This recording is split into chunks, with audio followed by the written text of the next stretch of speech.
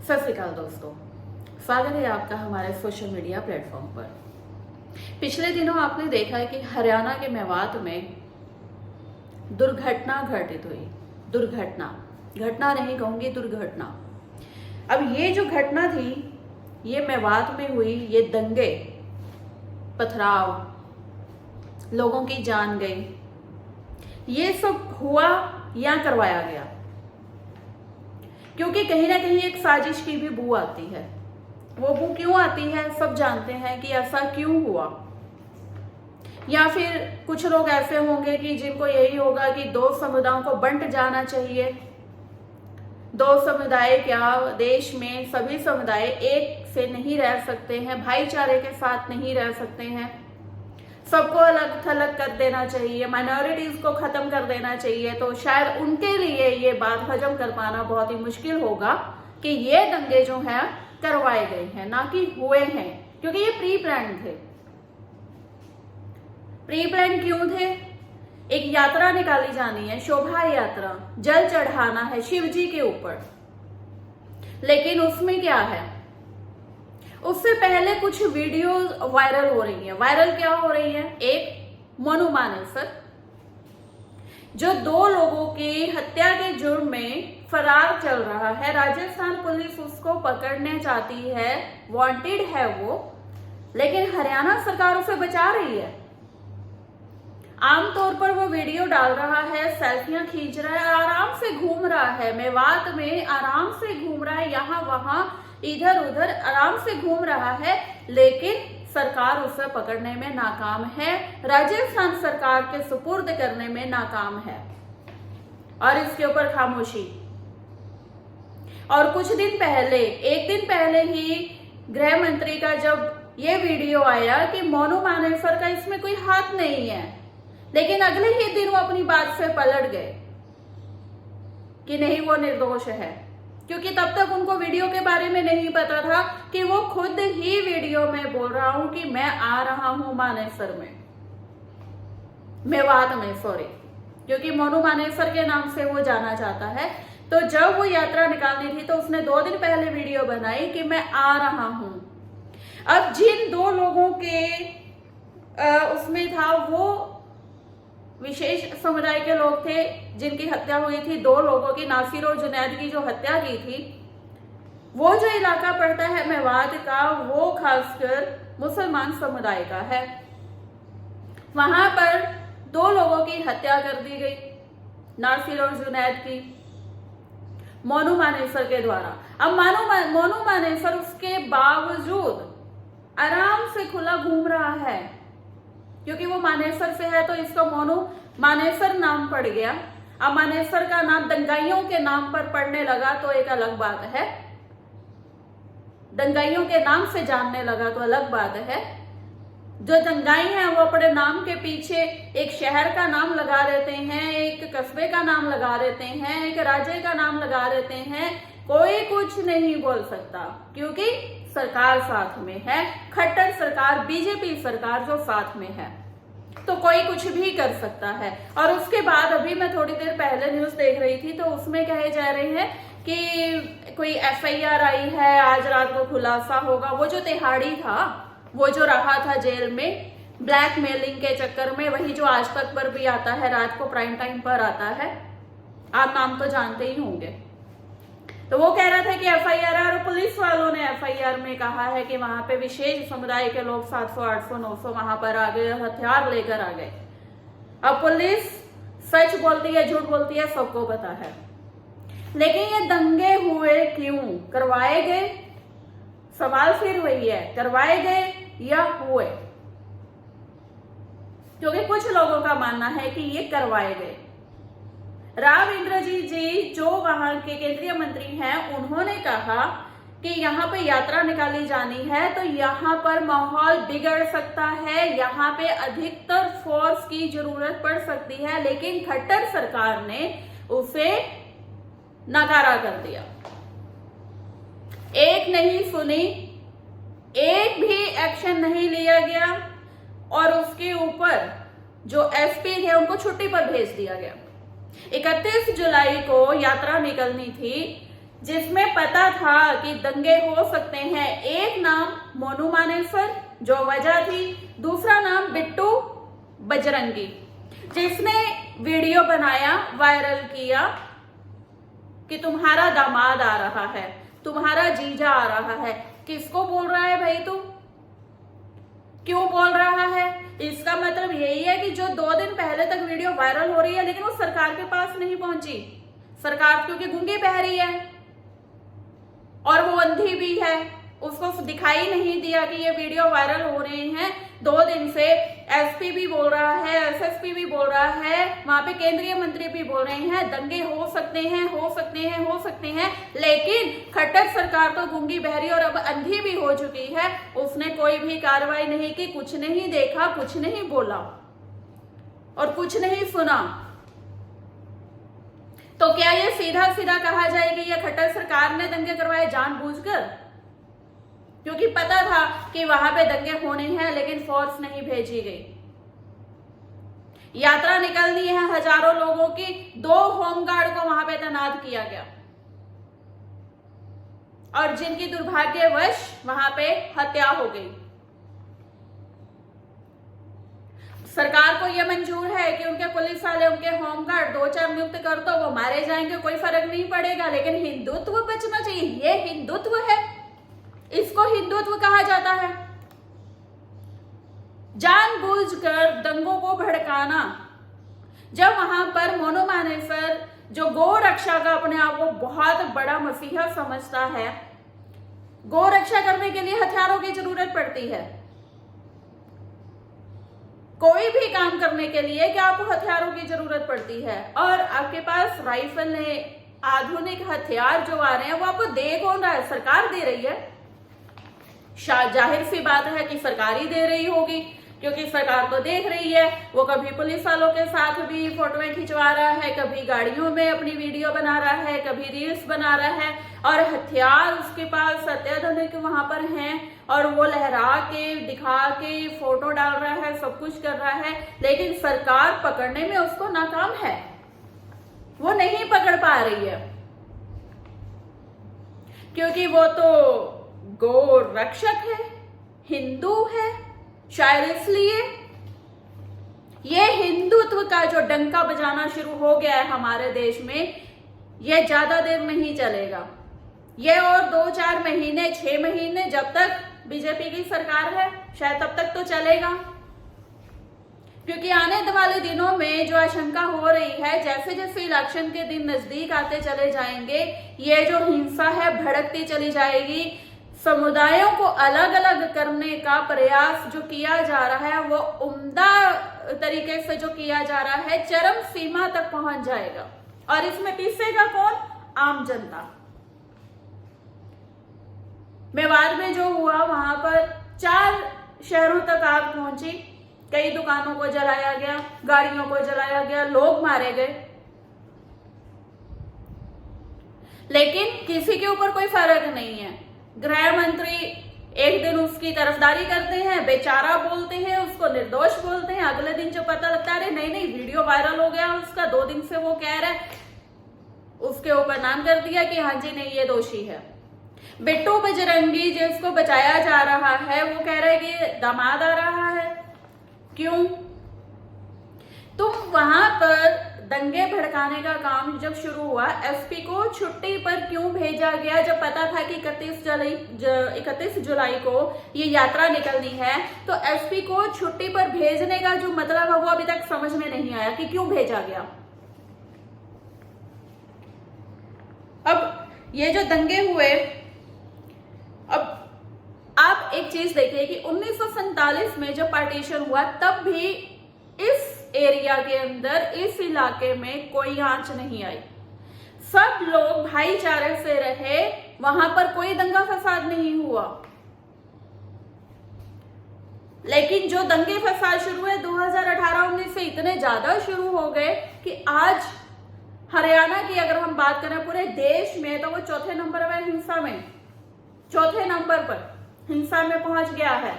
और जो हमारी खट्टर सरकार कहती है कि ये बहुत शांति है, हरियाणा के अंदर बहुत शांति है, ये शांति है। लोग मारे जा रहे हैं, बेमतलब मारे जा रहे हैं, लोग धरनों पर महीनों महीनों गुजार देते हैं, लेकिन कोई सुनवाई नहीं होती है। अपना घर पर छोड़कर अपने हक के लिए बैठे रहते हैं, कोई सुनवाई नहीं होती है। हर रोज विज्ञापन दिए जा रहे हैं, कभी किसी के नाम कभी किसी के नाम, लेकिन कोई सुनवाई नहीं हो रही है। ये खट्टर सरकार है। अंदर ही अंदर क्या क्या चीजें खत्म करती जा रही है, किन किन को खत्म करती जा रही है। और भ्रष्टाचार का मामला तो इतना बढ़ गया है कि क्या कहूं। घर से बाहर निकलो तो भ्रष्टाचार दिखाई देता है, सड़कों पर टाइलें नजर आती है। इसके ऊपर मैंने अपनी 2-3 वीडियो बनाई हुई है, आप देख सकते हैं। अब ये जो चिंगारी लगी, इसको लगाने का काम बहुत पहले से शुरू हो चुका था। अब पता है कि एक बार तो सरकार आ गई बीजेपी की, दूसरी बार गठबंधन में आई है, तीसरी बार कैसे आएगी। अब तीसरी बार आने के लिए जो रास्ता लगा कि अब दंगे भड़काने चाहिए, लोगों को डराना चाहिए कि बीजेपी की सरकार दो, वरना ये दंगे और होंगे। तो इस वजह से ये दंगे होने शुरू हो गए, क्योंकि 2018 में शुरुआत हुई, 11% था देश का कि जहां पर दंगे हो रहे थे, 11वें नंबर पर था, लेकिन अब 4थे नंबर पर आ गया है। क्योंकि अब पता है बीजेपी सरकार को कि हमने घोटाले इतने कर दिए हैं, इतनी ज्यादा हमने हिंदू मुस्लिम सिख इतना ज्यादा कर दिया है कि अब लोगों को समझ आनी शुरू हो गई है। लोग समझने शुरू हो गए हैं कि आखिर सरकार चाहती क्या है। केवल वोट, अगर आप काम करोगे, अच्छे से काम करोगे, वोट तो फिर भी मिल जाएगी, लेकिन लोगों को बर्बाद करके। अभी हमने हाल ही में एक ललन टॉप का वीडियो देखा है जिसमें एक रेडी वाला रो रहा था कि उसके पास 100 रुपया वो दिन का नहीं कमा सकता, 4000 रुपया वो रेडी का क्या भरेगा। इतनी महंगाई कर दी है, इतनी ज्यादा महंगाई कर दी है, हर चीज के दाम बढ़ा दिए हैं। और सब पैसा लेकर मोदी किसको दे रहे हैं? अडानी को, अंबानी को, गिने चुने लोगों को। जो अडानी 2014 में 609वें पायदान पर था अमीरी के मामले में, आज वो 2 नंबर पर आ गया। वो कैसे आ गया? 2014 से 2023 तक लोग कहेंगे कि मेहनत करके आ। अगर इतनी मेहनत होती है तो एक रेडी वाला तो 100 रुपया भी नहीं कमा पा रहा। 10,000 नौकरी करने वाला, 10,000 रुपए नौकरी करने वाला अपने बच्चों को अच्छे स्कूल में नहीं पढ़ा पा रहा। क्या मेहनत है? क्या मेहनत में कमी है लोगों के? आप लोग जो वीडियो देख रहे हो, आप कहां से कहां पहुंचे हो इन 9 सालों में। हाँ, अगर आपको रिश्वत आ रही है, आप भ्रष्टाचार कर रहे हो, आप सरकारी तंत्र में हो, सिस्टम में हो, तो आपने 1 से 4 घर जरूर बना लिए होंगे, एक छोटी गाड़ी से बड़ी गाड़ियां जरूर खरीद ली होंगी, बहुत कुछ कर लिया होगा। लेकिन जो आम आदमी है, जो टैक्स पे करता है, वो आज भी महंगाई से जूझ रहा है, अपने बच्चों के भविष्य के लिए चिंतित है। लेकिन जो दंगे अभी तो वो मेवात में शुरू हुए हैं, ना जाने हरियाणा के कहां कहां और कौन कौन से शहर को आग लगाएंगे। अब वहां पर जो पुलिस तैनात की गई, कितनी पुलिस? 2-4 लोग। वजह, एसपी को छुट्टी पर क्यों भेजा गया? अब जो कहा गया पुलिस को अफसरों की तरफ से, नेताओं की तरफ से, जो नेता लोग अपने आप को कहते हैं, खासकर खट्टर जी। बरेली में एक कांड हुआ था, वहां पर कावड़ियों ने जो उनका निर्धारित रास्ता था उसको छोड़कर जो मुसलमानों की बस्ती थी उधर से निकलने की कोशिश की, अपना रास्ता बदलने की कोशिश की, और वो निर्धारित नहीं था। लेकिन वहां के जो एसपी थे उन्होंने वहीं पर रोक दिया कि आप इधर नहीं जा सकते, ये रास्ता आपका नहीं है, आपको जो निर्धारित रास्ता है उधर से ही जाना होगा। उसका नतीजा क्या हुआ? वो एसपी को क्या करना पड़ा? 4 घंटे के अंदर अंदर होमगार्ड को ट्रेनिंग करने के लिए भेज दिया, ट्रांसफर कर दिया। 4 घंटे के अंदर अंदर बरेली के अंदर यह काम हुआ कि कावड़ियों को रोका मुसलमानों के खेमे में जाने से, मुसलमानों की बस्ती में जाने से, कि जो निर्धारित आपका है रास्ता है आप उधर से ही जाओगे, आप दूसरी जगह से नहीं जाओगे। तो जब ये बात नेताओं को पता लगी बीजेपी के, तो उन्होंने 4 घंटे के अंदर अंदर ट्रांसफर कर दिया और होमगार्ड की आज वो ट्रेनिंग दे रहे हैं। ये सरकार है, ये बीजेपी है। अब बहुत सारी चीजें हैं इसमें कि जिसमें कहा जाता है कि ये हो गया, मुसलमानों ने पहल की, उन्होंने ये करा, पथराव किया। ठीक है, पथराव किया, क्योंकि जो गाड़ी वहां पर आकर खड़ी हुई गौ रक्षा की, जो मोनू मानेसर, नासिर और जुनैद के हत्या के मामले में दोषी है, फरार है, राजस्थान सरकार उसको वांटेड घोषित कर चुकी है। और अभी पिछले दिनों हमने देखा है कि मनोहर लाल खट्टर ने एक ट्वीट किया था कि जो मोनू मानेसर है उसको पकड़ने में हम पूरी सहायता कर रहे हैं। लेकिन वही अशोक गहलोत का वहां पर ट्वीट आया कि जब राजस्थान पुलिस जब पकड़ने गई थी, हरियाणा में आई थी मोनू मानेसर को पकड़ने के लिए, तब उल्टा राजस्थान की सरकार पुलिस के ऊपर ही, माफ कीजिएगा, राजस्थान की पुलिस के ऊपर ही एफआईआर दर्ज कर दी गई, हरियाणा सरकार की तरफ से, हरियाणा पुलिस की तरफ से, कि एक कातिल को पकड़ने के लिए जब राजस्थान की पुलिस आती है उसी के ऊपर एफआईआर कर देगी। नहीं, ये तो बड़ा भक्त आदमी है, तो ये गलत कर रहे हैं और इसको एफआईआर कर दी। क्या खट्टर साहब करना क्या चाहते हैं? दंगे भड़काना चाहते हैं, दंगे करवाना चाहते हैं। अब उनको पता है कि मेरी गद्दी ज्यादा दिन की बची नहीं है, तो अब मैं दंगे भड़काऊं, क्योंकि ऊपर से भी प्रेशर है, मोदी जी का, अमित शाह जी का भी प्रेशर है कि भैया दंगे भड़काओ जितने हो सकते हैं। अब वोट हमें नहीं मिलेगी, दंगे भड़काओगे तो वोट मिलेगी। वहीं पे अब खट्टर साहब जी का जो बयान आया कि हर आदमी को हम प्रोटेक्ट नहीं कर सकते। अगर आप हर आदमी को प्रोटेक्ट नहीं कर सकते तो आपको गद्दी से आज ही इस्तीफा दे देना चाहिए। पुलिस प्रशासन क्यों है? जनता टैक्स देती है आप सबके लिए।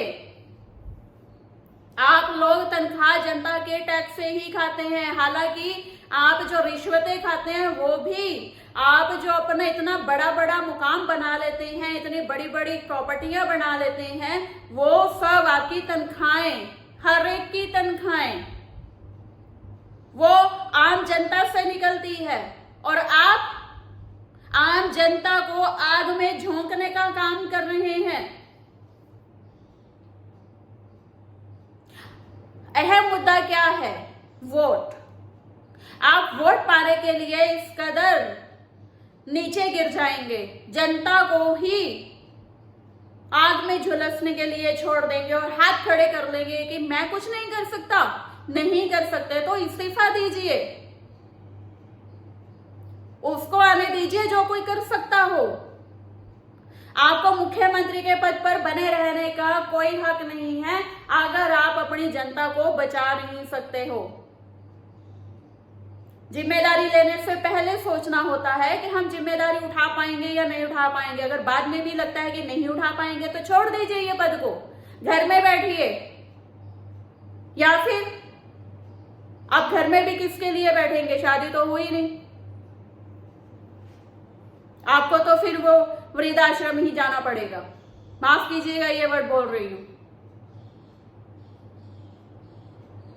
लेकिन जनता को आग में मत झोंकिए। मेवात जैसी घटनाओं के लिए पूरा हरियाणा तैयार रहे। ना जाने कब कहां मोनू मानेसर जैसा कोई आ जाए और दंगे भड़काए, बिट्टू बजरंगी जैसा आ जाए और बोले दामाद आ रहा है, तुम्हारा जीजा आ रहा है।